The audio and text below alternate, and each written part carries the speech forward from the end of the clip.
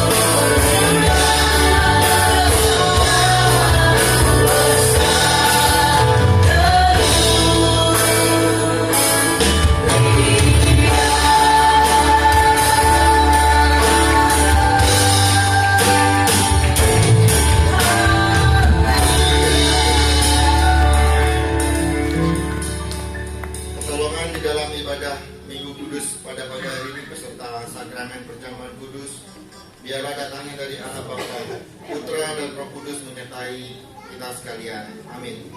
Dengarkanlah Roma 6 ayat yang ke-13 sampai ayat 14. Dan janganlah kamu menyerahkan anggota-anggota tubuhmu kepada dosa untuk dipakai sebagai senjata kelaliman, tetapi serahkanlah dirimu kepada Allah sebagai orang-orang yang dahulu mati, tetapi yang sekarang hidup, dan serahkanlah anggota-anggota tubuhmu kepada Allah untuk menjadi senjata-senjata kebenaran. Sebab kamu tidak akan dikuasai lagi oleh dosa, karena kamu tidak berada di bawah hukum Taurat, tetapi di bawah kasih karunia. Amin. Mari kita bersatu di dalam doa. Bapak, kami sangat bersyukur dan berterima kasih Tuhan buat karya setiamu di dalam kehidupan kami Tuhan. Tuhan tidak pernah meninggalkan sedikit pun setiap kehidupan kami Tuhan. Kami ada saat ini Tuhan, itu karena bukti kasih-Mu Tuhan, bukti cinta pemeliharaan-Mu atas kehidupan kami Tuhan. Biarlah Tuhan kami seluruh jemaat-Mu yang sudah hadir di tempat ini, biarlah Tuhan yang melihat setiap kehidupan kami, Tuhan yang melihat setiap kerinduan kami. Biarlah setiap kehidupan kami Tuhan kuduskan, layakan Tuhan. Ampuni kami dari segala dosa dan kesalahan pelanggaran kami yang kami perbuat sepanjang satu minggu ini Tuhan, sehingga puji-pujian yang akan kami naikkan boleh berkenan di hadirat-Mu Tuhan. Biarlah puji-pujian kami boleh menyenangkan hati-Mu Tuhan. Dan biarlah Tuhan sendiri yang melihat setiap kehidupan jemaat kami di tempat ini. Bukakan hati kami Tuhan, bukakan pikiran kami Tuhan, sehingga kami boleh menerima hadirat Tuhan hadir di dalam kehidupan kami. Biarlah kuasa-Mu yang menguasai setiap kehidupan kami Tuhan, sehingga kebenaran-Mu boleh menguasai setiap kehidupan kami. Pembaharuan-Mu boleh terjadi atas kehidupan kami Tuhan, sehingga kami boleh pulang membawa kelegaan, sehingga kami boleh pulang membawa berkat, damai, sukacita yang daripada Allah Tuhan. Terima kasih Tuhan, kami serahkan juga hamba-hamba Tuhan yang bagian di dalam pelayan pada hari ini. Biarlah Tuhan sendiri yang memberkati, Tuhan yang menolong Tuhan pelayan-pelayan kami pada hari ini. Baik itu worship leader, singers, pemain musik, asal, berdoa syafaat, guru sekolah minggu, terlebih Bapak Gembala kami yang akan menyampaikan isi hati Tuhan. Biarlah Tuhan yang menolong, penuhi dengan Roh-Mu yang baru Tuhan. Biarlah Roh Kudus hadir Tuhan, sehingga firman yang akan dibagikan boleh menjadi rema di dalam kehidupan kami, sehingga firman itu boleh menjadi berkat Tuhan hanya di sekitar kami Tuhan. Kami yakin dan percaya Tuhan, ibadah kami ini dipenuhi dengan hadirat-Mu Tuhan.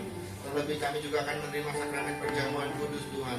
Engkau layakkan kami Tuhan, Engkau ampuni kami Tuhan, sehingga kami boleh layak untuk menerima sakramen perjamuan kudus di dalam kehidupan kami Tuhan. Sehingga sakramen ini boleh menjadi berkat di dalam kehidupan kami, bukan menjadi kutuk Tuhan. Kami yakin dan percaya Tuhan, Engkau sendiri yang hadir di tengah-tengah ibadah kami Tuhan, sehingga ibadah kami boleh berkenan menyenangkan hati Tuhan, dan berkat Tuhan boleh tercurah di tempat ini. Tuhan, kami serahkan juga saudara-saudara kami Tuhan, yang saat ini mungkin berhalangan hadir karena sakit penyakit mereka Tuhan. Sembuhkan jamah mereka, sehingga kesembuhan yang daripada Tuhan boleh terjadi atas hidup mereka Tuhan, sehingga di minggu-minggu yang akan datang mereka boleh berkumpul bersama-sama kami di tempat ini untuk memuji nama-Mu Tuhan.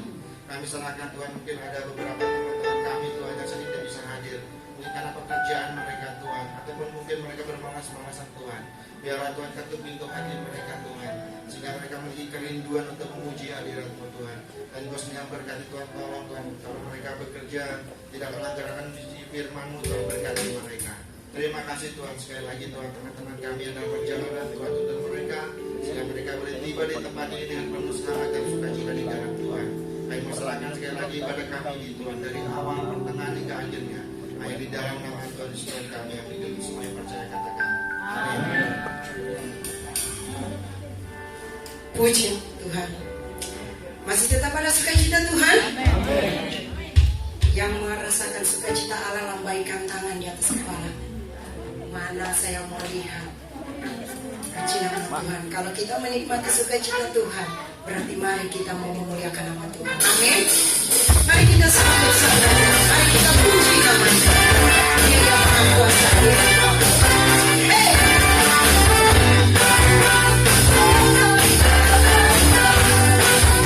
Sama-sama nyanyikan. Mari kita sambut saja. Mari kita puji namanya. Dia yang maha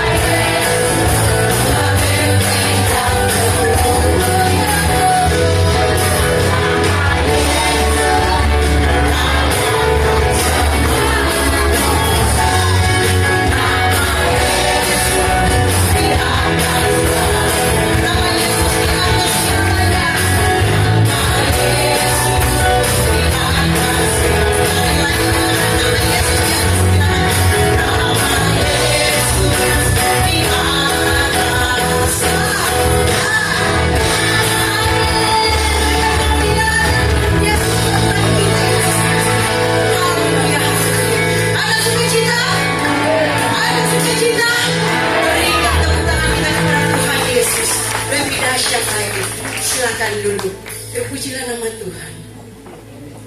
Tuhan yang dahsyat dan luar biasa. Tuhan yang memberkati setiap kehidupan kita. Tuhan yang menjaga, menolong, bahkan memberkati, menaungi kita. Dia adalah pribadi yang mengenal hati kita. Amin. Dia adalah pribadi yang selalu ada bagi kita. Dikala kita berada dalam sakit, dikala kita berada dalam sehat, Tuhan selalu ada bagi kita. Oleh sebab itu saya mengajak kita semua untuk mempersiapkan hati kita. Kita mau diberkati oleh kebenaran firman Tuhan. Kita minta daripada Tuhan untuk menjaga, menaungi kita, untuk memberkati setiap kita. Puji nama Tuhan. Haleluya. Mari kita siapkan hati dan pikiran kita. Kita mau agar supaya ketika firman Tuhan yang ditaburkan jatuh di tanah yang subur. Oleh sebab itu kita lembutkan hati kita. Kita mau ditegur. Kita mau duduk diam mendengar apa kata Tuhan. Dan kita mau menjadi pelaku firman itu dalam kehidupan kita hari lepas hari. Haleluya Yesus. Terima kasih ya Tuhan. Terima kasih ya Yesus. Seperti rusa yang haus, rindu aliran sungai-Mu.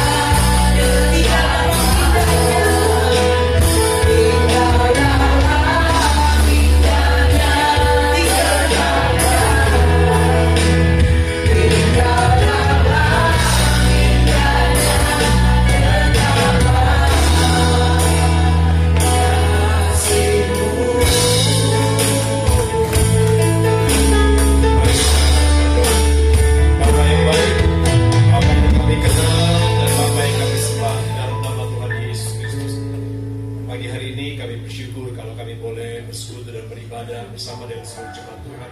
Dan sebelum kami dengar firman Tuhan, anak-anak sekolah minggu kami dan para remaja telah berdiri di hadapan jemaat Tuhan dan juga berdiri di hadapan-Mu. Kami serahkan anak-anak kami ke dalam tangan-Mu Bapa. Dalam nama Tuhan Yesus Kristus, biarlah Kau sertai anak-anak kami ini Bapa. Biarlah Kau sertai pertumbuhan dan perkembangan mereka. Dijauhkan dari segala sakit penyakit kelemahan tubuh, kecacatan kami tolak dalam nama Tuhan Yesus Kristus. Dan kami serahkan anak-anak kami Tuhan. Biarlah Kau jagai mereka, lindungi, dan biarlah roh Tuhan ada turun dalam hidup dan hati mereka senantiasa, sehingga kehidupan mereka dituntun oleh kuasa Roh Kudus, sehingga kuasa-kuasa iblis, kuasa-kuasa si jahat yang mencoba merusak hati mereka, yang mencoba merusak hidup mereka dengan keadaan zaman ini, kami tolak kuasa dalam nama Tuhan Yesus. Segala rancangan-rancangan si iblis, segala rancangan-rancangan kuasa si jahat yang mencoba merusak rancangan Tuhan dalam kehidupan anak-anak kami ini, kami tolak kuasa dalam nama Tuhan Yesus Kristus. Tapi kami minta kuasa Tuhan turun dalam hidup anak-anak, dalam nama Tuhan Yesus Kristus. Sertai anak-anak kami Bapa, dalam nama Tuhan Yesus Kristus. Sehingga apa yang menjadi rencana-Mu, sehingga apa yang menjadi kehendak-Mu nyata buat anak-anak kami ini. Karena kami tahu rancangan-Mu adalah rancangan yang penuh berkat, rancangan-Mu adalah rancangan yang penuh pengharapan, dan rancangan-Mu adalah rancangan yang penuh kemenangan buat anak-anak kami ini. Karena itu Bapa, jadilah apa yang menjadi rancangan Tuhan dalam kehidupan anak-anak kami ini. Sekali lagi kami mintakan dalam nama Tuhan Yesus Kristus, turun berkat-Mu, turun pengurapan-Mu, turun penyertaan-Mu buat anak-anak kami ini Bapa, dari sekarang sampai selama-lamanya. Kami bersyukur dengan percaya anak-anak kami ini akan bertumbuh dan berkembang menjadi anak yang takut akan Tuhan, sehingga mereka boleh menjadi kebanggaan bagi keluarga, kebanggaan bagi gereja. Karena kami tahu mereka lah penerus-penerus gereja-Mu yang akan datang Tuhan. Karena itu Bapa, sertai senantiasa jauhkan dari kuasa iblis. Sekali lagi kami tolak kuasa iblis yang mencoba merusak rancangan Tuhan dalam hidup anak-anak kami ini. Terima kasih Bapa, terpujilah Tuhan Yesus selama-lamanya. Dan kalau sebentar kami juga akan mendengarkan firman Tuhan. Urapi kami, berikan kepada kami roh hikmat wahyu-Mu untuk kami dapat memahami dan mengerti akan kebenaran firman Tuhan. Dan kalau pada hari ini juga keluarga Bapak Firman dan Ibu Sandy akan menyerahkan anak-anaknya ke hadapan Tuhan. Biarlah acara ini juga Tuhan sertai, sehingga anak mereka Shalom boleh bertumbuh menjadi anak yang takut akan Tuhan. Terima kasih Bapak, terpuji-pujilah Engkau untuk selama-lamanya. Ini doa kami dan ucapan syukur kami. Kami siap untuk mendengar dan belajar firman Tuhan. Di dalam nama Tuhan Yesus Kristus kami berdoa. Haleluya. Amin. Ya, anak-anak silakan. Ada kau juga.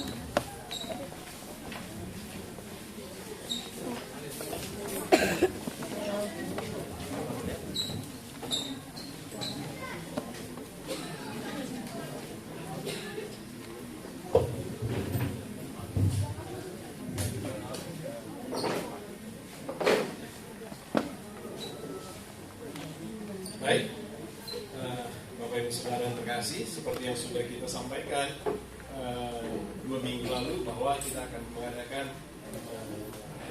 penyerahan anak, karena kita tidak melakukan baptisan anak, tapi kita melakukan penyerahan anak.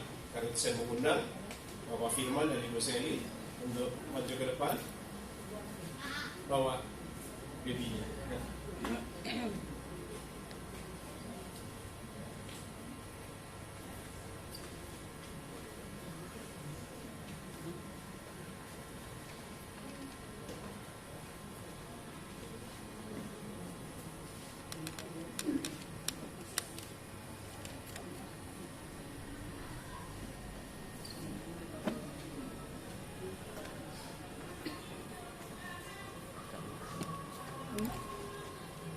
Baik, pandangan Alkitab tentang anak, supaya kita dapat memahami Bapak Ibu Saudara bahwa anak adalah pemberian Allah yang dianugerahkan melalui pernikahan. Ya, jadi anak itu melalui pernikahan kudus tentunya. Ya, walaupun mungkin ada anak-anak yang dilahirkan di luar pernikahan, tetapi ketika suami istri mereka minta dikuduskan Tuhan, maka anak-anak itu juga menjadi kudus. Ya, karena ada juga anak-anak yang lahir di luar pernikahan. Ya, tapi ketika orang tua mereka cek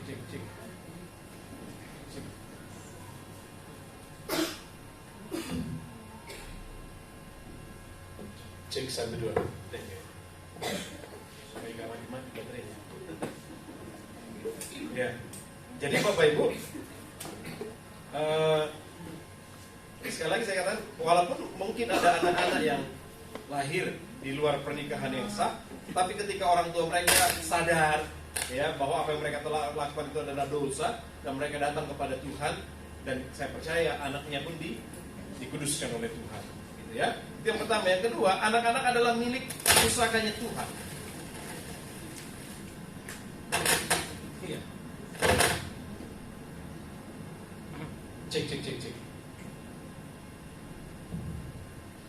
Ya. Yang kedua, anak-anak adalah milik pusakanya Tuhan. Nanti bisa dibaca di Mazmur 127 ayat yang ketiga. Kemudian yang ketiga, anak-anak merupakan bagian dari rencana Allah.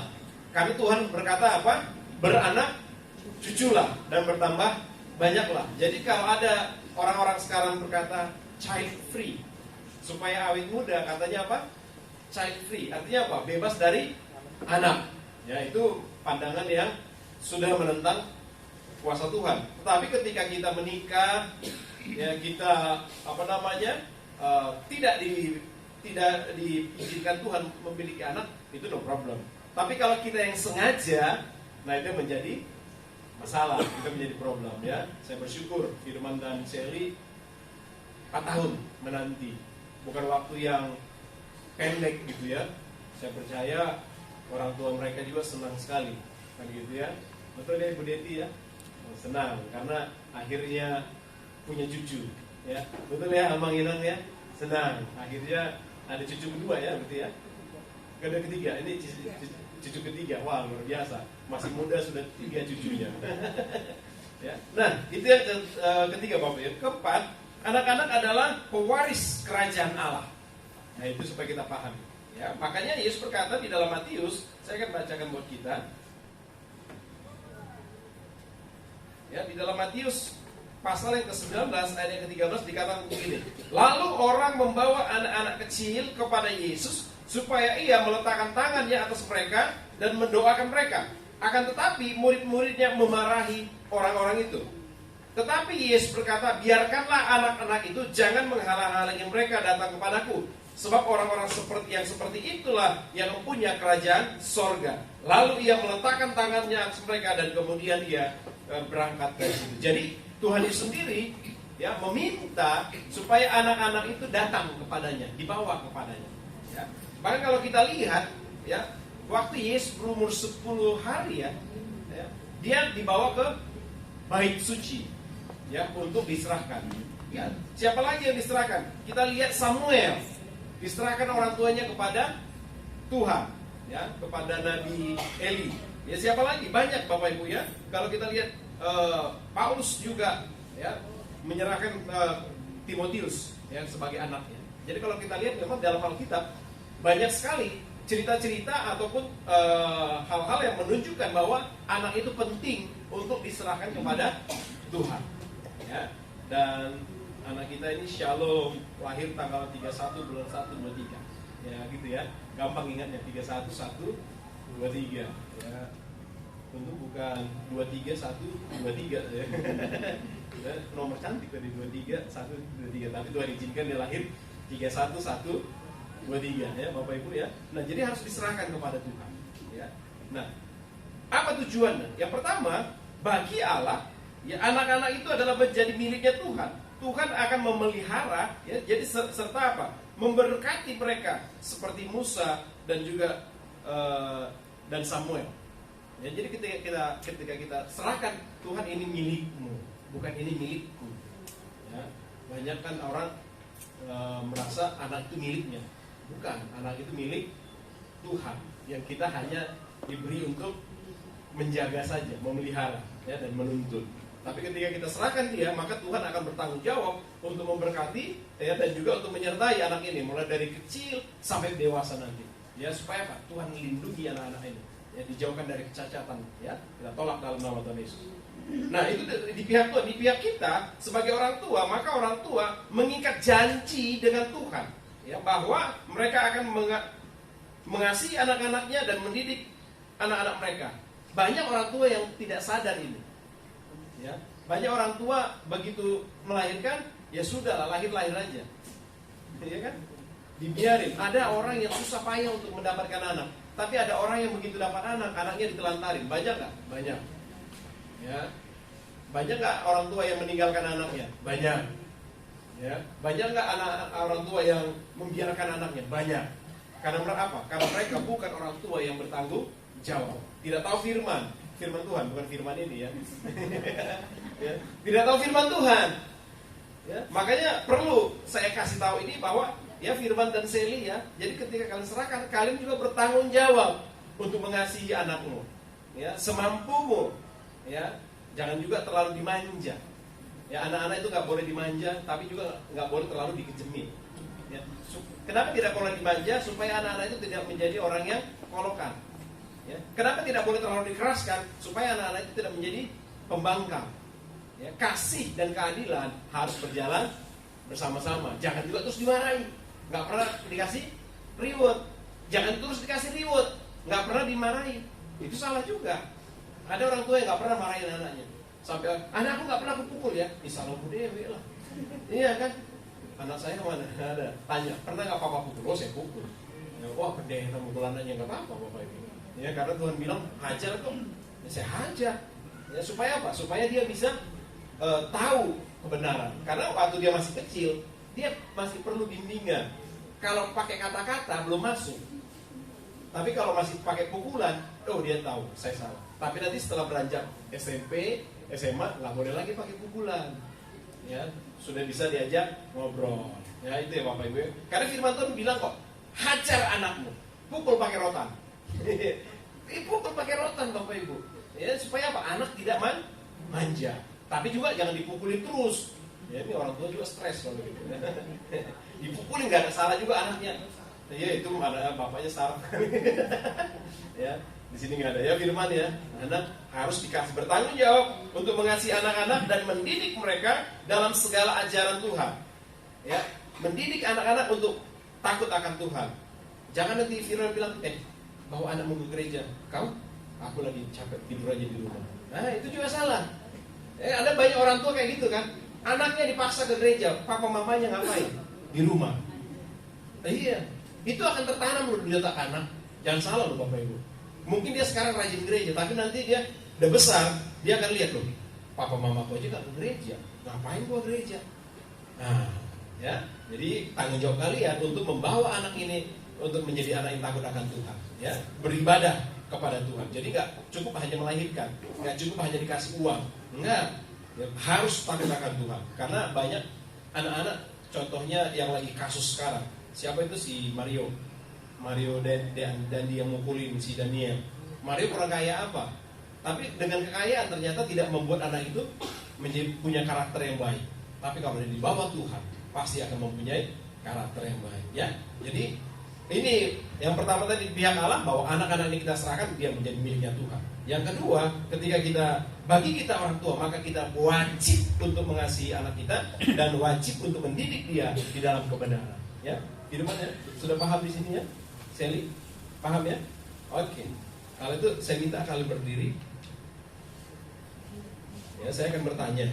Nanti kalian akan menjawab, ya, gitu ya. Saya akan bacakan nanti. Kalau kalian bersedia, sepakat katakan ya kami mau gitu ya.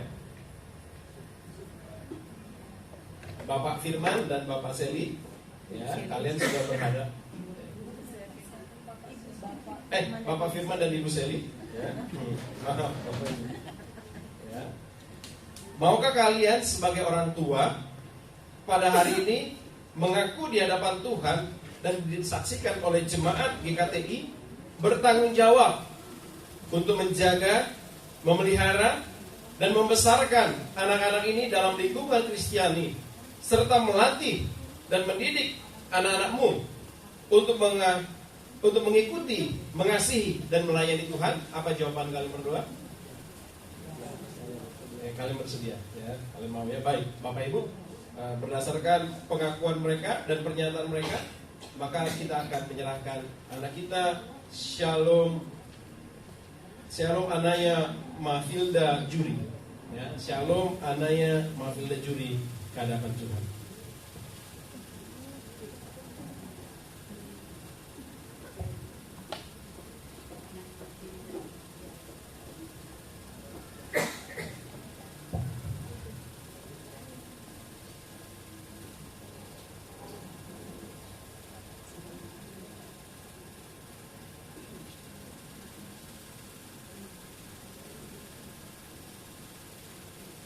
Bapak yang baik, hari ini Shalom, anak yang kau percayakan kepada keluarga Firman dan Shelly, dibawa ke hadapan-Mu Tuhan. Karena itu hamba-Mu menumpahkan tangan ke kepala anak ini dalam nama Tuhan Yesus Kristus. Biarlah Kau sertai pertumbuhan perkembangan Shalom ya Tuhan. Jauhkan dari segala sakit, penyakit, kecacatan, roh maut, kami tolak dalam nama Tuhan Yesus. Tapi biarlah Shalom boleh bertumbuh berkembang dalam kasih Tuhan. Dia berkembang menjadi anak yang takut Tuhan, berkembang menjadi anak yang cerdas, anak yang pintar, anak yang luar biasa. Sehingga Shalom nantinya boleh menjadi kebanggaan bagi keluarga ini ya Bapak. Karena itu hamba-Mu minta sekali lagi pengurapan-Mu turun buat Shalom dari sekarang sampai selama-lamanya. Tuhan Yesus sertai Shalom. Biarlah semua anggota-anggota tubuh ini, organ-organ tubuh ini berkembang bertumbuh dengan sempurna. Sekali kami minta tolak segala kecacatan, tolak segala kecacatan dalam nama Tuhan Yesus. Dan biarlah Shalom boleh sungguh-sungguh berkembang bertumbuh dalam Tuhan. Terima kasih Bapak. Kami serahkan anak ini ke dalam tangan-Mu. Shalom menjadi milik-Mu Tuhan. Biarlah Engkau memelihara dia, menjaga dia dari sekarang sampai selama-lamanya. Kami serahkan Shalom hanya ke dalam tangan-Mu. Di dalam nama Bapa, Putra, dan Roh Kudus. Amin.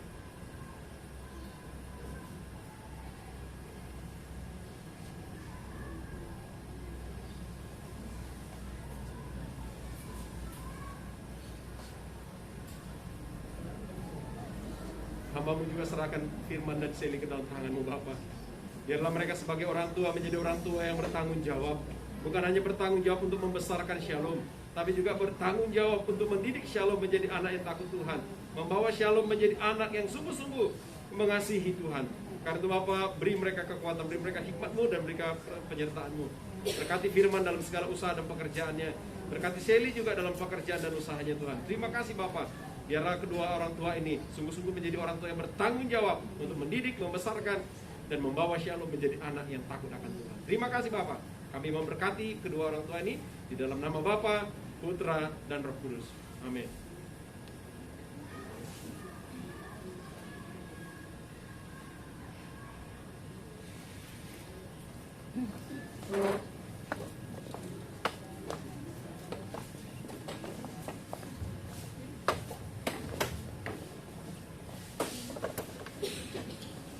Puji Tuhan, Bapak Ibu Saudara dikasih Tuhan Yesus ya. Jadi kita sudah, sebenarnya ada satu lagi tapi mungkin hujan, iya memang hujan. Mudah-mudahan tapi minggu depan saya ada pelayanan di tempat bulan depan saja ya, pas perjamuan Kudus ya. Terima kasih untuk kehadiran jemaat Tuhan yang sudah menyaksikan juga penyerahan anak ini. Ya, biarlah semua anak-anak kita menjadi anak-anak yang takut akan Tuhan. Itu doa saya Bapak Ibu Saudara. Karena harta yang paling indah itu bukan uang emas, perak, permata, tidak. Tapi anak-anak yang takut Tuhan itu berkat yang luar biasa. Amin. Baik, Bapak Ibu Saudara dikasih Tuhan Yesus. Saya sebenarnya sudah siapkan satu bahan khotbah ya. Tapi ketika saya duduk, saya merenung lagi di sini, saya diingatkan untuk mengangkat satu bagian yaitu tentang penderitaan dan pencobaan.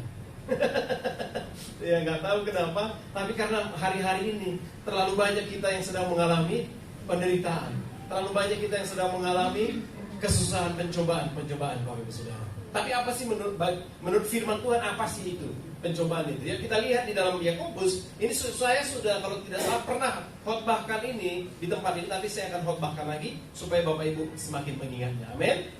Kita baca Yakobus pasal yang pertama, ayat yang kedua sampai dengan ayat yang ke-8.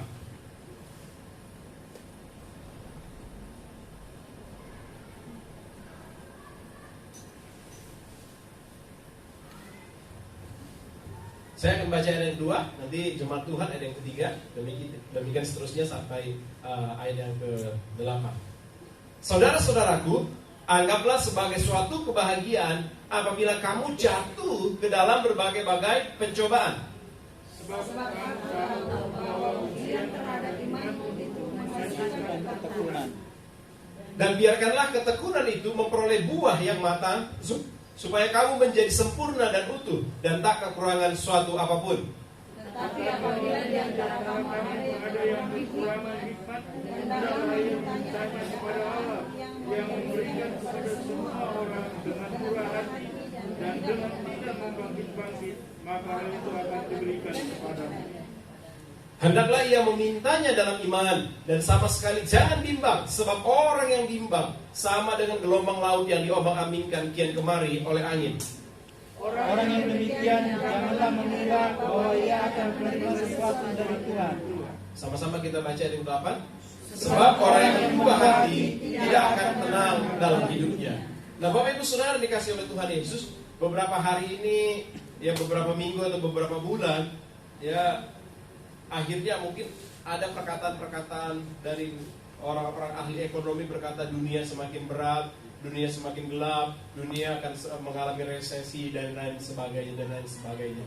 Tapi saya ingin katakan, sekalipun itu semua terjadi Bapak Ibu Saudara, saya mau pastikan kepada jemaat Tuhan, pemeliharaan Tuhan tetap ada dalam hidup kita, orang yang berharap kepada Dia. Amin.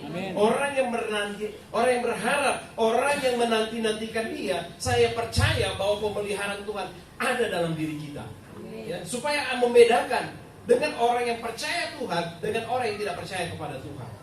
Makanya saya ingin katakan, problem yang sama akan menimpa semua orang, tapi respon yang berbeda akan menghasilkan hasil yang berbeda. Tergantung kepada respon kita, tergantung kepada bagaimana kita menanggapi. Makanya dikatakan tadi ayat kedua, saudara-saudaraku, anggaplah sebagai suatu kebahagiaan apabila kamu jatuh ke dalam berbagai-bagai pencobaan. Saya pernah bahas ini di waktu saya kuliah juga, saya gali teks ini Bapak Ibu Saudara. Ya, kata anggaplah, kalau kita lihat dari bahasa yang lain, ya seperti bahasa Inggris dipakai kata count. Ya, jadi artinya bukan anggap saja, tapi katanya apa? Hitunglah. Jadi kalau kita mau menghitung berkat Tuhan dalam hidup kita, kadang-kadang kita mau menghitung yang baik-baik saja. Betul ya?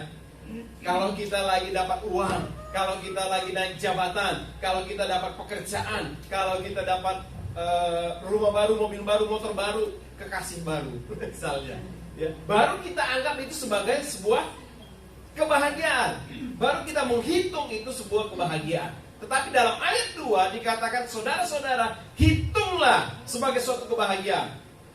Dikatakan apa? Kalau kamu jatuh dalam berbagai, bukan hanya satu pencobaannya, berbagai-bagai. Artinya apa Bapak Ibu Saudara? Pencobaannya banyak.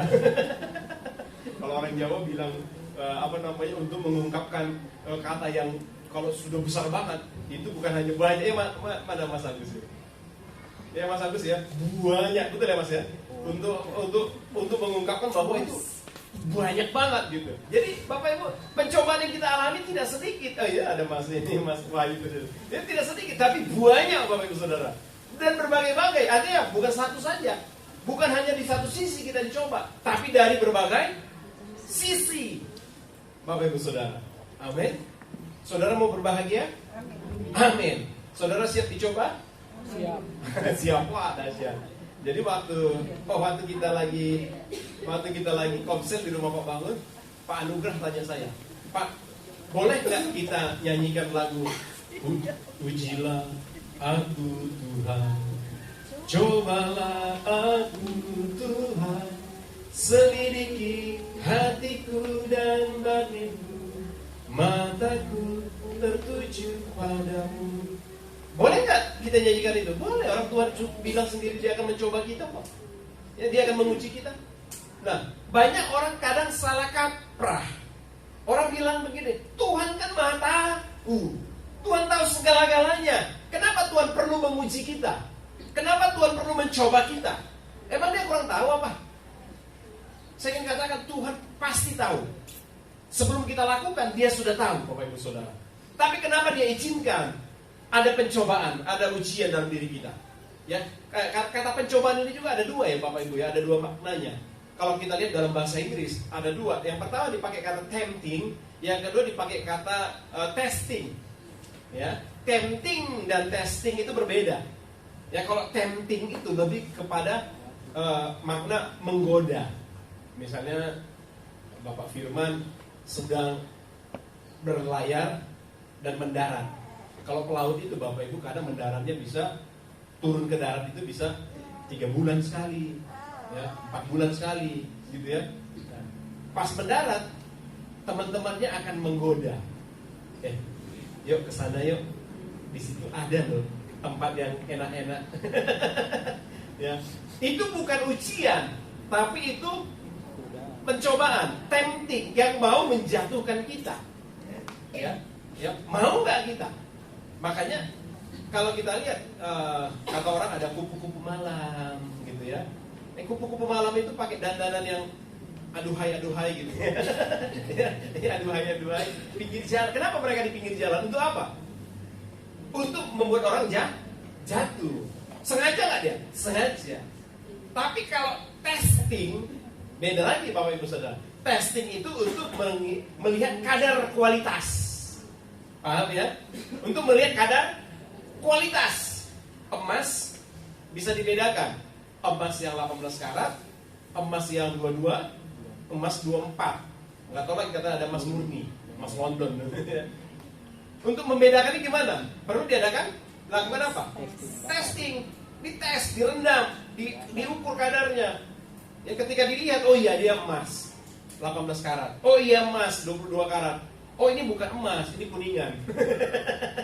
Ya, banyak orang kan kelihatan seperti emas, padahal pakai kuningan. Kalau kuningan sih masih enak, nggak luntur. Ini besi dicat kuning, luntur Bapak Ibu ya. Nah perlu dia. Saya udah pernah cerita ya. Jadi gembala saya dulu punya saudara dari Timor. Ya, maaf ya orang Timor ya Pak, orang Timor ya. Maaf ya, dia orang Timor karena gembala saya Timor, dia Timor Sunda, papanya Sunda, mamanya Timor ya. Jadi datang saudaranya dari Timor. Kebetulan di Priuk sini tinggal mereka dulu di Gadang ya. Karena dia bosan di rumah dia pergi jalan-jalan. Dia pergi jalan-jalan di situ jalan ada orang jual emas katanya.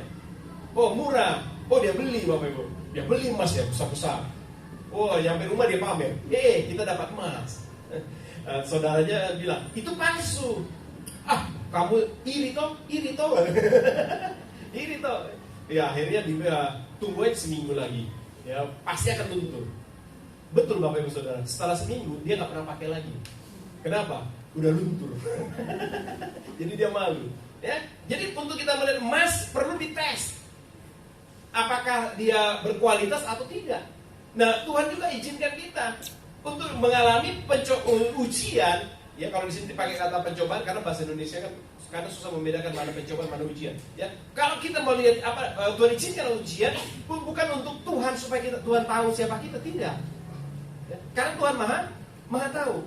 Contoh juga Bapak Ibu, saya sudah pernah kasih tahu. Saya dulu ya tahun-tahun yang lalu, sekarang sih saya off. Saya sebagai dosen, ya, dosen ngajar. Ya, saya lihat ada mahasiswa saya 20 orang.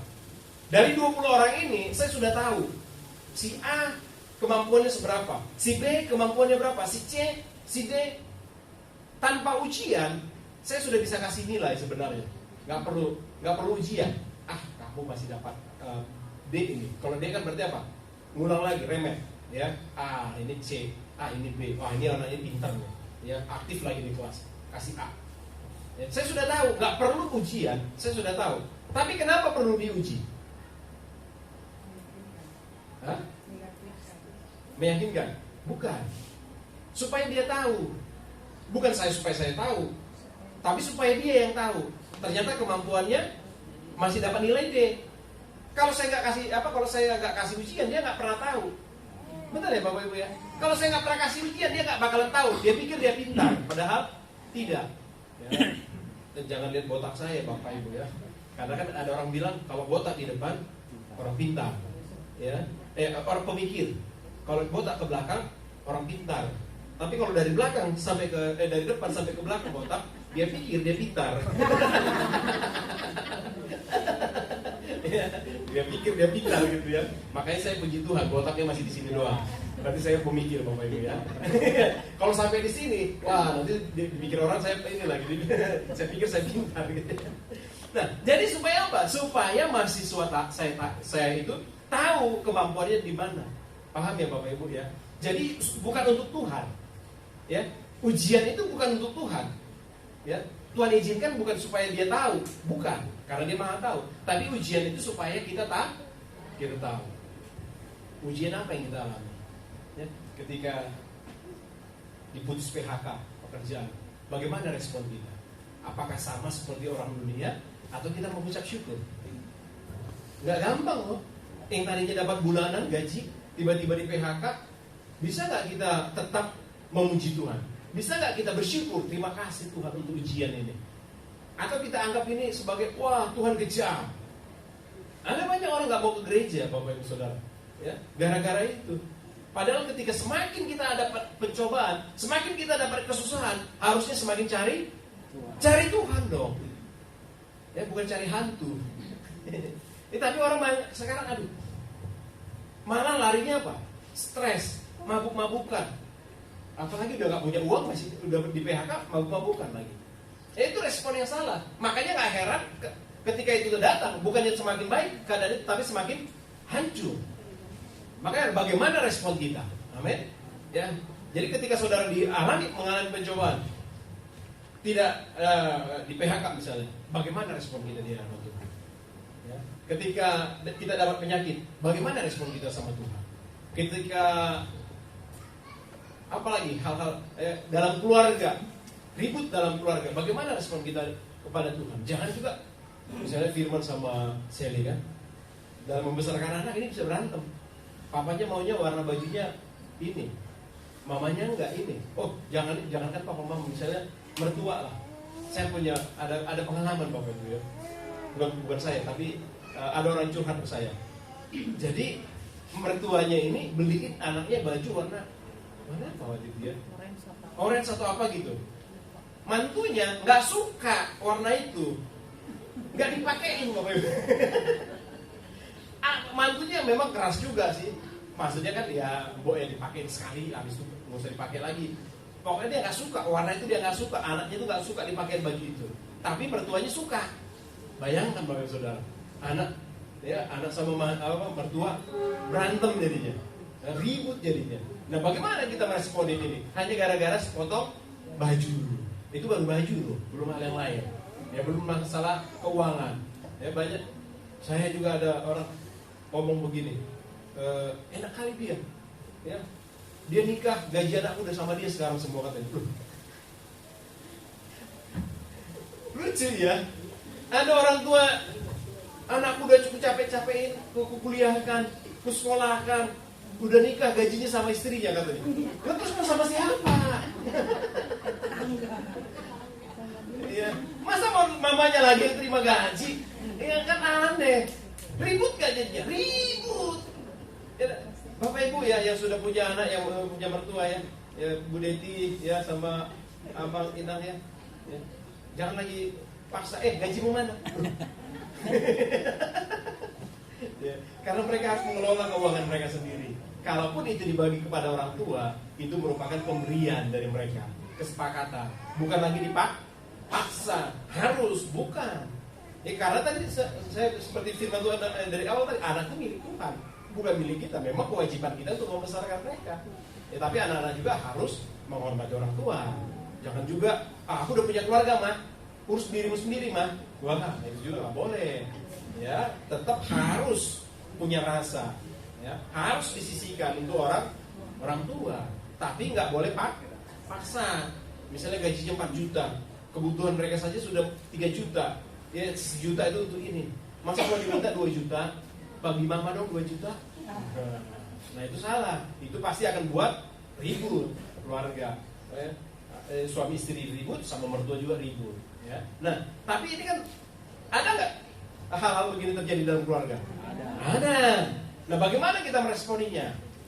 Yang gitu. Itu respon kita loh. Bagaimana kita menanggapinya? Apakah kita sama seperti orang dunia, atau kita mau menunjukkan bahwa iman kita sedang dicoba oleh Tuhan, sedang diuji oleh Tuhan? Ya, makanya dikatakan anggap sebagai kebahagiaan. Kenapa? Ayat yang ketiga dikatakan, sebab kamu tahu bahwa ujian terhadap imanmu. Ternyata yang Tuhan memberikan ujian itu untuk melihat kadar kualitas iman kita. Apakah kualitas iman kita masih sama seperti yang Rasul Paulus katakan? Rasul Paulus katakan apa? Kalau dilihat dari sisi usia, pengikutanmu kepada Tuhan, pengiringanmu kepada Tuhan, Rasul Paulus bilang apa? Seharusnya kamu sudah menjadi seorang pengajar. Tapi sampai sekarang kamu masih harus dikasih makanan yang lembek, dikasih bubur, dikasih susu. Masih banyak nggak jemaat kayak gini? Banyak. Ya, ya. Nah ini ngambek. Nah ini, oh ya Kak, ada satu yang kami layani Bapak Ibu ya. Bukan di sini ya, bukan di sini. Dia ngambek. Kenapa? Ternyata waktu anaknya sakit, nggak ada yang kasih tahu, dan nggak ada yang datang ke rumahnya. Akhirnya dia ngambek, nggak mau datang lagi. Nggak mau datang. Kenapa? Aku gak dikunjungi. Ya, padahal nggak ada yang tahu. Anaknya sakit nggak ada yang tahu karena nggak ada yang memberi tahu. Ngambek dia. Banyak nggak orang-orang kayak gini? Banyak. Ya, tapi di sana ya, di luar sana, di tempat yang lain, bukan di sini. Kalau di sini sih nggak ada. Ya pelan-pelan bilang ya, nggak ada yang ngaku. Ya, nah Bapak Ibu, jadi dikatakan ujian iman kok. Berselisih sama tetangga, berselisih sama sesama jemaat, ujian iman kok. Ya, iman kita kok yang diuji. Ya, jangan sampai kita meninggalkan Tuhan. Ya, makanya dikatakan ketika kita sadar bahwa iman kita yang akan diuji, maka kita harus menunjukkan kualitas iman kita. Rasul Paulus bilang begini, apakah bangunan imanmu didirikan dengan batu, dengan kayu, dengan jerami kering, dan apa lagi itu? Di 1 Korintus coba dicari. Ya, itu Rasul Paulus bilang, bangunan iman kita terbuat dari apa? Satu kali itu akan diuji dengan api. Ya, emas dimurnikan pakai apa Bapak Ibu? Pakai api. Saya suka lihat di YouTube ya. Ternyata bagian-bagian HP kita ini ada kandungan emasnya ternyata. Ya, di bagian prosesornya itu. Ya. Dasar yang teguh. Ya, dasar dalam bangunan 1 Korintus berapa? Atau Roma? 1 Korintus 3. Coba dibuka deh, 1 Korintus 3. Nanti kita baca ya. Nah, jadi Bapak Ibu, ternyata di bagian HP kita ini ada emasnya. Makanya gak heran banyak orang mau HP-HP busuk pun udah mati total, mereka mau beli. Kenapa? Nanti dikumpulin. Jadi yang ada kadar emasnya itu dikorek-korek, dikorek-korek. Habis itu dia akan dibakar. Ya, dibakar gitu, dilelengkan. Nanti ternyata pas dibakar itu terpisah dia. Yang bukan emas pasti akan gosong, hitam dia. Ya, itu gampang untuk misahin jadinya. Yang emas dia akan kuning banget. Ya, untuk memurnikannya. Makanya Rasul Paulus bilang, ya, sesuai dengan kasih karunia Allah yang dianugerahkan kepadaku, aku sebagai seorang ahli bangunan yang cakap telah meletakkan dasar iman, dan orang lain membangun terus di atasnya. Tetapi tiap-tiap orang harus memperhatikan bagaimana ia harus membangun di atasnya. Ayat 11. Karena tidak ada seorang pun yang dapat meletakkan dasar lain daripada dasar yang telah diletakkan, yaitu Yesus Kristus. Nah, dasar iman kita yaitu Yesus Kristus. Tapi bagaimana kita membangunnya, itu yang perlu kita perhatikan. Lanjut, ayat 12. Entahkah orang membangun di atas dasar itu dengan emas, perak, permata, kayu, rumput kering, atau jerami. Nah, ini tingkatannya ini Bapak Ibu Saudara. Ada yang membangun dengan emas. Mana yang lebih mahal, yang lebih kuat, emas apa perak? Emas, Bapak Ibu Saudara. Ya, terus perak dengan batu permata. Perak. Batu permata itu kalau pecah udah nggak ada harga. Ya, berlian itu semahal-mahalnya berlian, Bapak Ibu. Ya, semahal-mahalnya berlian, kalau dia pecah nggak ada harga lagi. Bisa pecah nggak berlian? Bisa. Ya. Kalau udah pecah nggak ada harga. Kalau emas pecah ada harganya nggak? Masih lah. Ya, perak pecah dia masih ada harganya nggak? Masih. Makanya di tingkatannya itu dikasih emas, perak, batu permata, terus apa? Kayu. Ya. Kayu sama kalau dibakar habis dia. Rumput kering. Apalagi rumput kering. Jerami. Oh, jerami. Tahu jerami ya Bapak Ibu ya? Tahu ya, kalau di luar negeri itu jerami itu adalah potongan gandum itu ya. Itu jadi jerami. Kalau kita jerami itu padi ya. Bekas padi itu disebut dengan jerami. Gampang kebakar nggak? Gampang. Gampang, kita buang puntung rokok aja kebakar. Kalau rumput kita buang puntung rokok kebakar nggak? Nggak, apalagi kalau basah dia. Nggak lama. Saya kan pernah kerja di ladang. Jadi di bawah itu harus dikasih dulu ban, ya, baru ditumpuk-tumpuk ininya, baru dibakar, baru dia terbakar. Lama bakarnya. Tapi kalau jerami gampang, ya, kayu gampang. Ya, jadi, nah, ayat 13. Satu kali kelak, ya, sekali kelak pekerjaan masing-masing orang akan nampak karena hari Tuhan akan menyatakannya, sebab ia akan nampak dengan api, dan bagaimana pekerjaan masing-masing orang akan diuji oleh api itu. Makanya iman kita akan diuji. Apakah imanmu masih seperti kayu? Apakah imanmu masih seperti jerami? Apakah imanmu seperti rumput kering? Apakah imanmu sudah seperti batu permata, perak, atau sudah menjadi emas? Mana? Tuhan tahu nggak? Tahu. Kita tahu nggak? Belum tentu tahu, saudara. Jangan-jangan saya pikir saya sudah jadi emas, padahal saya masih kayu. Masih rumput kering. Dicolek sedikit marah. Apa lo? Matamu? Mana? Iya kan? Masih ditoel dikit.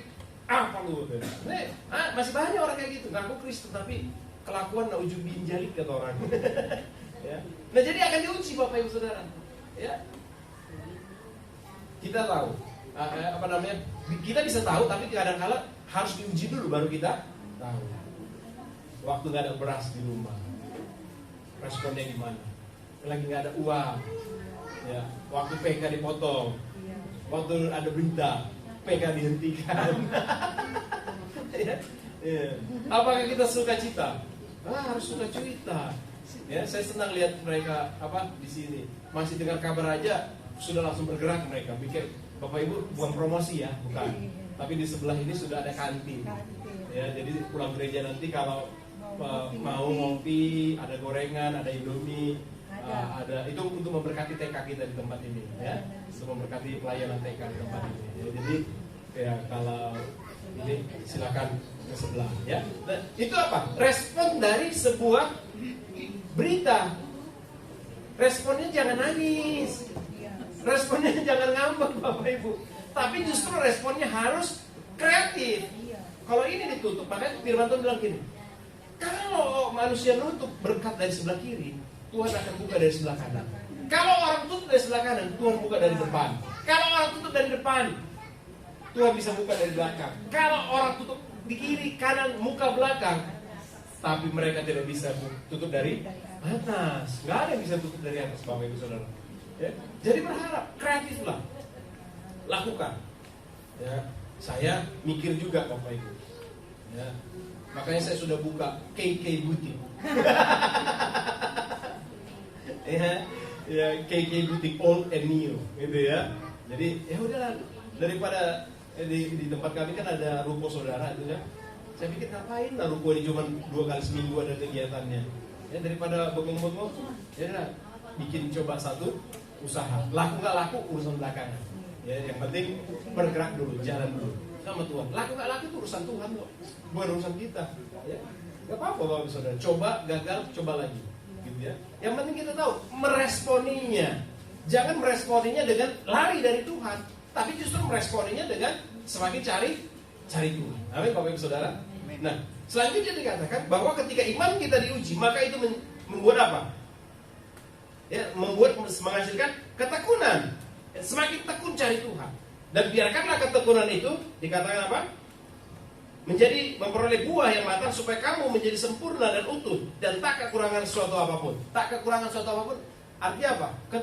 Bukan berarti kita tidak ada lagi masalah, tidak Bapak Ibu Saudara. Tapi ketika kita sudah mendapatkan buah yang matang, maka kita mampu mengucap syukur, ya, mencukupkan diri dengan apa yang ada. Ya, makanya Firman Tuhan berkata begini, sebenarnya Tuhan itu, saya suka bilang begini, Tuhan itu tidak memberikan berkat kepada kita kurang. Ya, paham ya Bapak Ibu ya? Tuhan memberi berkat kepada kita tidak kurang. Yang membuat kurang karena gaya kita. Makanya kan rumus kimia, rumus fisika. Ya. Tekanan itu berbanding lurus dengan gaya. Gitu ya. Tekanan itu berbanding lurus dengan gaya. Jadi kalau hidup kita terlalu banyak tekanan, mungkin terlalu banyak gaya gitu. Ya, kalau kita merasa banyak kali tekanan dalam hidup kita, jangan-jangan kita terlalu banyak gaya. Iya. Saya punya teman ya dari saudara dari sana lah ya. Kalau lagi nggak ada uang, sedikit uangnya, lauknya cuma satu di rumah. Tapi kalau lagi ada uangnya, lauknya bisa 3-4. Ada ayam, ada babi rica, ada RW. Astaga, saya bilang luar biasa. Ya. Habis ini, habis Pak. Wah luar biasa. Artinya nggak bisa mencukupkan dengan apa ya ada. Makanya ada pepatah Batak bilang, sedikit cukup, banyak habis. Tapi untuk mencukupkan yang sedikit ini bagaimana? Kan itu, kalau menghabiskan yang banyak sih gampang. Betul ya? Menghabiskan yang banyak ini gampang. Tapi mencukupkan yang sedikit ini bagaimana? Itulah disebut dengan kita butuh hikmah. Bapak Ibu Saudara, bagaimana kita berhikmah? Bagaimana kita mengatur keuangan? Bagaimana kita mengelola keuangan? Supaya apa? Supaya saudara tidak jatuh ke dalam kekurangan. Cukupkan dirimu dengan apa ya kau punya. Ya, cukup. Ya. Kalau motormu masih bagus ya udahlah pakai aja dulu. Jangan motor udah masih bagus mau ganti. Ya, mau ganti yang lebih besar. Udah dapat motor yang besar gantilah, nggak enak. Ya, mobil. Perlu nggak mobil? Boleh juga mobil, nggak apa-apa. Saya nggak larang saudara punya mobil, bersyukur ya. Tapi harus sesuaikan pemasukan dan pengeluaran. Jangan lebih besar pasak daripada tiang. Akhirnya apa? Banyak nanti debt collector di depan rumah kita. Ya, nunggu dia ngantri. Tetangga kami ada bapak ibu gitu. Hampir setiap minggu gonta-ganti yang datang. Nanti dari bank ini yang datang, nanti dari bank ini yang datang, nanti beda lagi bank ini. Ternyata apa? Kartu kreditnya banyak. Dan itu apa? Nggak dibayar-bayar, dipakai nggak dibayar. Ya, itu luar biasa ya. Nah, itu kalau itu ujian nggak Pak? Itu bukan ujian, itu mencoba diri sendiri. Ya, itu cobaan, ya mencoba diri sendiri itu namanya. Ya. Nah, jadi ujian terhadap iman, dan ketika imanmu semakin matang maka itu menghasilkan buah yang matang dan menghasilkan ketekunan Bapak Ibu Saudara. Sehingga dikatakan kamu tidak akan kekurangan sesuatu apapun. Dikatakan tidak kurang sesuatu apapun apa? Karena kita punya hikmah. Maka kalau kamu belum punya hikmat, firman Tuhan berkata apa? Mintalah hikmat. Ternyata hikmat itu perlu diminta. Berikan kami hikmat-Mu Tuhan. Ya, hikmat itu nggak bisa dipelajari Bapak Ibu Saudara. Ya, tapi hikmat itu diminta dan diberikan oleh Tuhan. Amin. Gak ada orang yang bilang, oh sini belajar hikmat. Gak ada. Belajar jadi pandai bisa. Belajar di tempat ini kan ada TK. Yang tidak bisa baca menjadi bisa baca, itu bisa dipelajari. Tapi hikmat gak bisa dipelajari. Ya, bagaimana kita mengatasi beratnya kehidupan ini? Itu gak bisa dipelajari Bapak Ibu Saudara. Tapi kita butuh hikmat Tuhan. Dan salah satu hikmat Tuhan itu akan datang kepada kita melalui apa? Takut akan Tuhan.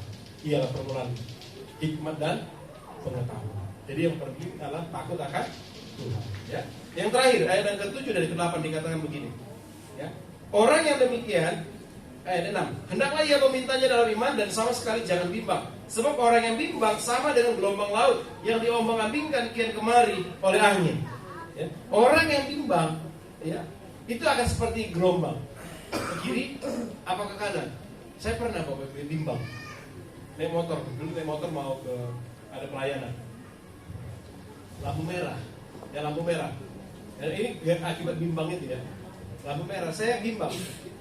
Belok kiri apa lurus? Otak saya bekerja nih. Tapi nggak ngambil keputusan. Ya, stuck di situ jadinya. Ya, lurus apa ke kiri? Lurus apa ke kiri? Otak saya mikir lurus apa ke kiri. Tapi karena saya mikir begitu, nggak jalan, nggak belok. Tiba-tiba dari belakang kena tubuh. Kenapa? Ternyata itu lampu dari apa kan merah ya, udah mau merah, udah kuning. Udah kuning saya mikir, saya masih hajar lurus atau saya belok kiri aja. Tapi karena saya tiba-tiba berhenti, karena nggak jadi lurus, nggak jadi belok kiri, tiba-tiba berhenti, mobil di belakang, karena dia mau belok ke kiri, nggak lihat saya lagi, tabrak. Yang salah siapa? Saya. Ya, nah, mungkin mobil yang salah. Tapi kadang-kadang orang naik motor itu lebih galak ya. Udah tahu dia yang salah, nggak sadar diri, gitu ya. Ya udah saya bilang, oh, maaf ya Pak, maaf saya minta maaf gitu Bapak bisa.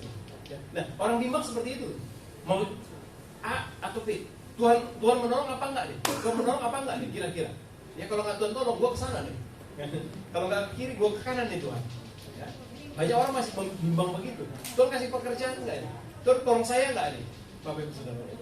Banyak pertanyaan-pertanyaan kita dalam hidup akan mengalami seperti itu. Tapi yakinlah, ketika kau tidak bimbang, maka Tuhan akan memberikan kepada kita. Amin. Jangan menjadi orang yang bimbang. Ikut Tuhan, harus ikut Tuhan. Ya. Kalau ada keputusan, ada lagu mengikut Yesus, keputusanku. Gitu ya, nanti kita nyanyi ya. Ya. Kalau sudah kita putuskan mengikut Yesus, jangan lagi berbalik. No turning back. Tidak lagi melihat ke belakang. Amin. Bapak Ibu Saudara dikasih Tuhan Yesus. Inilah firman Tuhan bagi kita pagi hari ini. Kiranya di tengah-tengah pencobaan, di tengah-tengah kesusahan, di tengah-tengah penderitaan yang kita alami hari-hari ini, Tuhan akan memberikan kekuatan kepada kita. Ya, Tuhan akan memberikan kemampuan untuk berjalan di atas penderitaan yang kita hadapi hari-hari. Tuhan memberikan kekuatan kepada saudara dan siapkan hatimu untuk juga kita akan mengambil bagian dalam sakramen perjamuan kudus pagi hari ini. Biarlah kita mengikutinya dengan hati yang tulus dan kudus di hadapan Tuhan. Sehingga kita mengambil bagian perjamuan kudus ini, berkat Tuhan yang kita terima. Amin, Bapak Ibu Saudara. Untuk meresponi firman Tuhan ini, kita ada tadi satu lagu bukan mengikuti Yesus. Musim akan senantiasa selalu berganti. Musim akan selalu berganti. Kita tolong dibantu. Kita percaya bahwa kasih Tuhan itu abadi.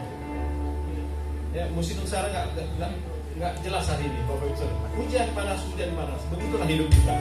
Ya, ada berkat kurang, berkat kita akan Kristen.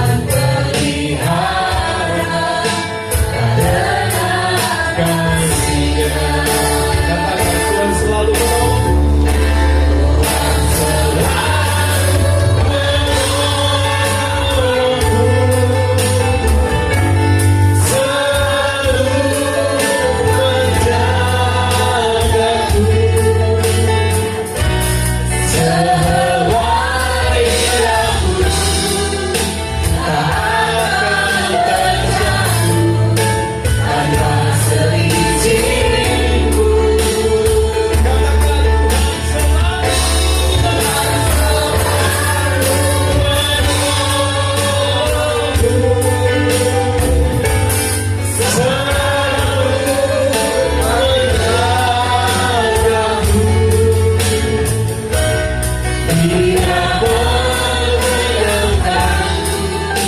dan meliharaku seumur hidupku.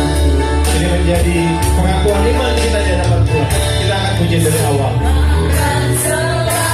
Mari kita kasih.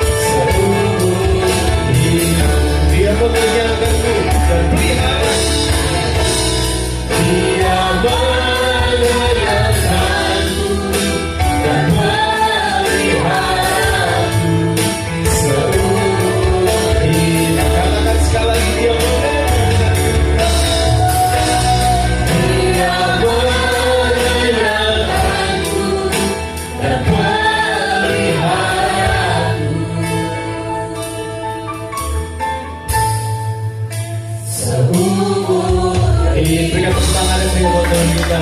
Haleluya, haleluya, haleluya. Bapak, melalui firman-Mu pagi hari ini, kami tahu bahwa keadaan hidup kami tidak akan senantiasa baik-baik saja.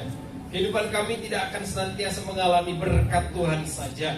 Kehidupan kami tidak hanya ada di padang rumput semata, tapi ada kalanya Tuhan izinkan kami ada di padang gurun. Tuhan izinkan kami ada di lembah kekelaman. Tuhan izinkan kami ada dalam kekurangan-kekurangan.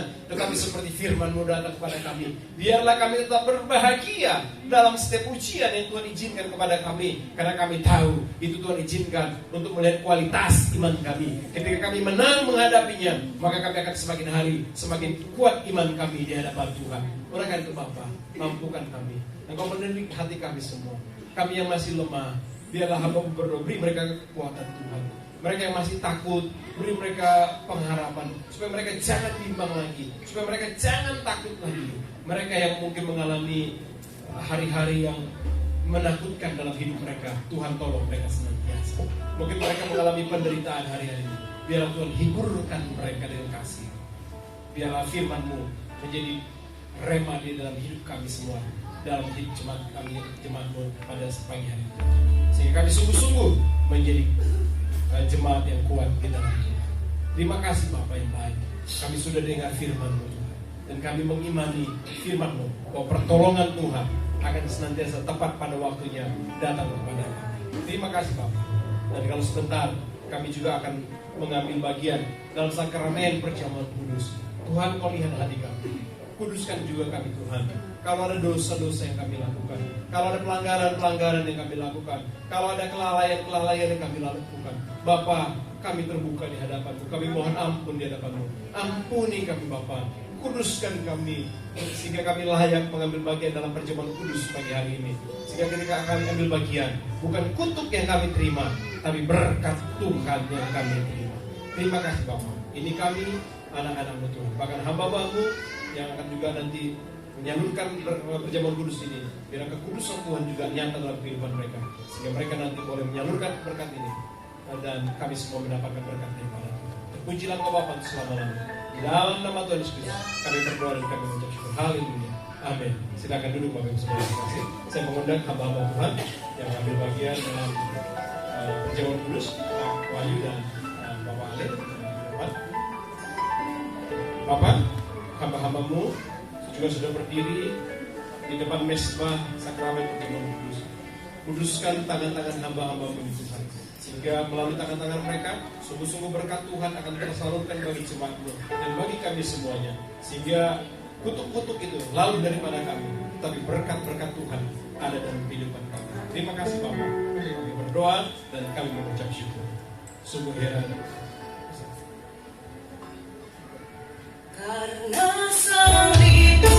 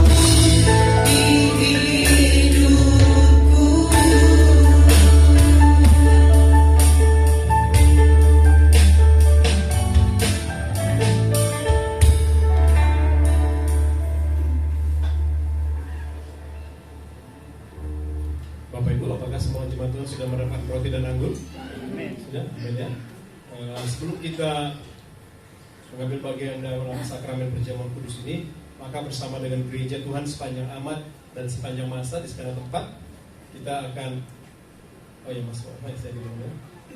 kita akan mengucapkan janji pengakuan iman kita di hadapan Tuhan.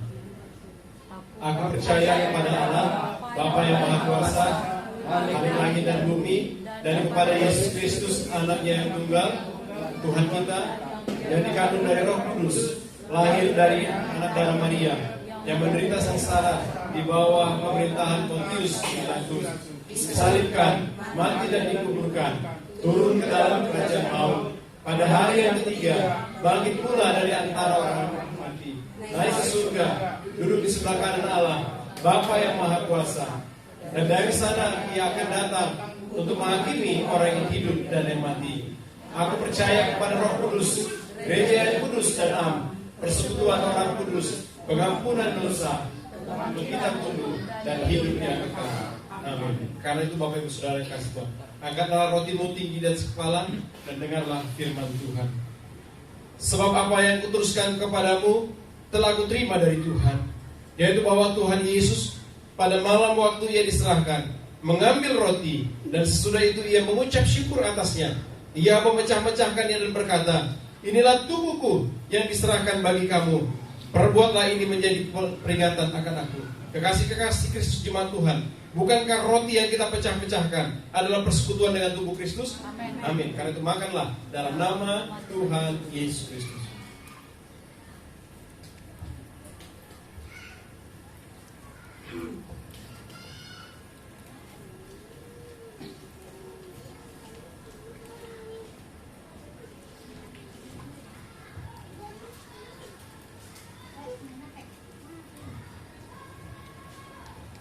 Sekarang angkat cawanmu tinggi di atas kepala.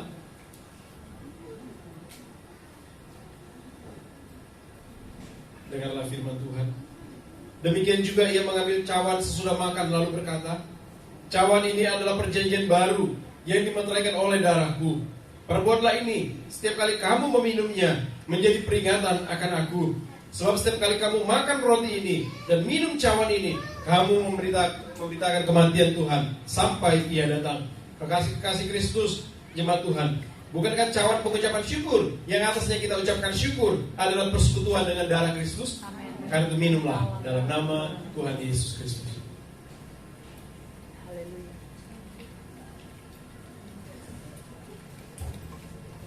Mari kita ucapkan syukur.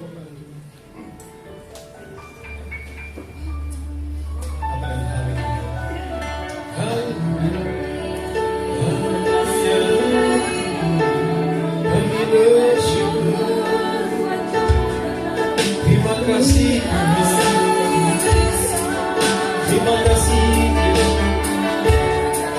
buat pengorbanan bagi kami. Kau tebus kami, Kau hapus dosa kami. Kami mencari cinta yang baru. Haleluya, Yesus.